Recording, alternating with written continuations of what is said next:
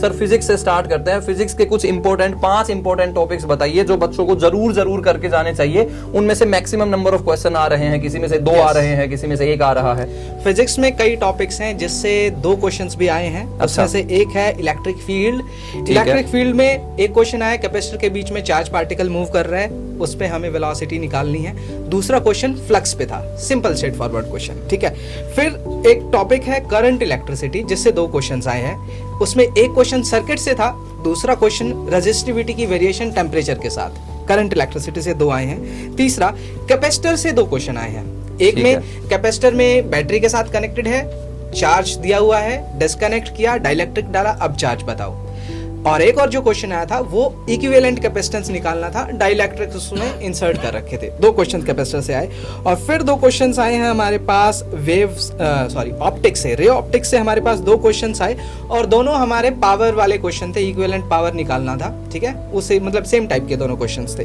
तो मैं कहूंगा कि ये सबसे ज्यादा इंपॉर्टेंट टॉपिक्स हैं आपकी बात सर फिजिक्स में। इसके अलावा जो बहुत सारे टॉपिक्स हैं जिससे मॉडर्न फिजिक्स से भी 2 क्वेश्चन आए हैं। एक क्वेश्चन आया था फोटो इलेक्ट्रिक इफेक्ट पे, और एक जो हमारा मॉडर्न फिजिक्स पे क्वेश्चन था वो था हमारा रेडियस।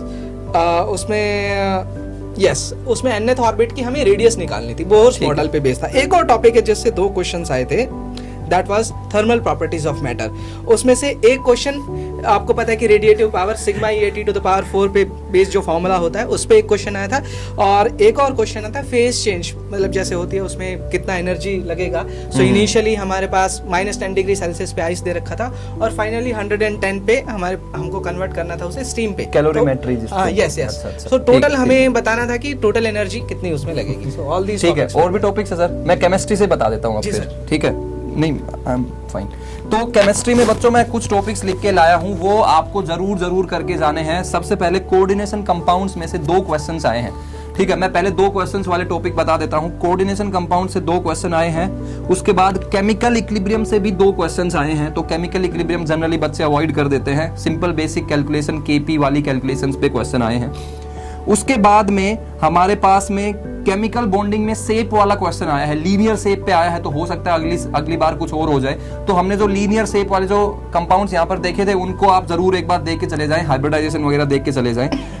एटॉमिक स्ट्रक्चर में बोर्स मॉडल पे क्वेश्चन आया था, डी ब्रोगली वेवलेंथ में 2πr = n लैम्डा वाला फॉर्मूला यूज करते हैं वो, ठीक है। अमीन्स में डाइजोनियम सोल्ट वाला जो क्वेश्चन रहता है, डाइजोनियम सोल्ट वाली प्रिपरेशन और उसकी रिएक्शंस पे वो क्वेश्चन आया था। IUPAC नोमेनक्लेचर पे भी एक क्वेश्चन आया था जिसमें पेरेंट फंक्शनल ग्रुप जो है वो कार्बोक्सिलिक एसिड लिया हुआ था।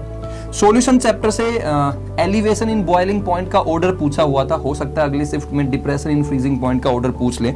उसके बाद इलेक्ट्रोकेमिस्ट्री में फैराडेज लॉ में क्वेश्चन आया हुआ था, इलेक्ट्रोलिसिस ऑफ AlCl3 किया हुआ था, हो सकता है अगली शिफ्ट में MgCl2 कर ले, हो सकता है अगली शिफ्ट में CuSO4 कर ले, ठीक है। फिर उसके बाद में D एंड F ब्लॉक में जो क्वेश्चन आता है बहुत इंपॉर्टेंट, F ब्लॉक के इलेक्ट्रॉनिक कॉन्फ़िगरेशन, सिंपल एक टेबल है उसमें से क्वेश्चन आ रहे हैं। तो F ब्लॉक का इलेक्ट्रॉनिक कॉन्फ़िगरेशन आप लोग जरूर देख के जाएं। उसके बाद SN1 एंड SN2 पे भी एक सिंपल क्वेश्चन आया था।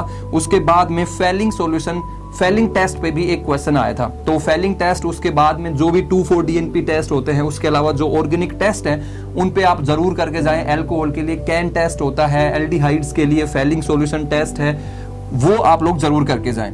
तो ओवर टू यू। मैथ्स में सर कुछ इंपॉर्टेंट टॉपिक्स आप बताना चाहेंगे? मैथ्स में तो लगभग सारे ही टॉपिक्स इंपॉर्टेंट है और हर एक चैप्टर में से एक क्वेश्चन आता है, बट अभी तक मजे की बात ये है कि इंटीग्रेशन का क्वेश्चन अभी तक हमें नहीं दिखा है। अच्छा। तो इंटीग्रेशन का क्वेश्चन शायद नहीं हो सकता है, बच्चों ने हमको अभी तक शायद नहीं प्रोवाइड करा, बट हाँ इंटीग्रेशन आता तो है।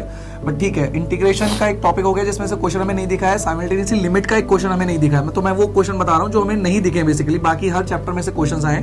तो लिमिट्स का हो गया हमारे पास, लिमिट्स हो गया, अभी मैंने कौन सा बताया था, इंटीग्रेशन का एक क्वेश्चन हो गया। तो बेसिकली ये दो चैप्टर हैं। बाकी जैसे प्रोबेबिलिटी हो गया, पीएनसी हो गया, सेट्स हो गया, कॉम्प्लेक्स से 2 क्वेश्चन हमें मिले हैं, कोनिक से 4 क्वेश्चन मिले हैं। Guys conic is very very important, और हम ये नहीं कह रहे कि बहुत ज्यादा डीप में जाने चाहिए। टेंजेंट नॉर्मल का तो जिक्र भी नहीं हुआ है अभी तक, केवल इक्वेशन और बेसिक। जैसे अभी हमने देखा था हाइपरबोला के लिए the distance of the points between the focus वो एक कांस्टेंट होता है। तो ये सब चीजें अगर आप कर लोगे तो आई थिंक मतलब ये कोनिक सेक्शन बहुत अच्छे से कर, कोनिक सेक्शन तो करके जाना, मतलब बिल्कुल और बच्चों को मालूम भी रहता है कोनिक से आता ही है। ठीक तो है, इसमें तो कोई चार प्रॉब्लम नहीं questions है। तो मतलब स्टूडेंट बहुत देर से पूछ रहा है कि कल का पेपर कैसा रहेगा, क्या इजी रहेगा? तो कल के पेपर के बारे में हम लोग ये प्रेडिक्ट कर सकते हैं कि किन टॉपिक से क्वेश्चन आने वाले हैं।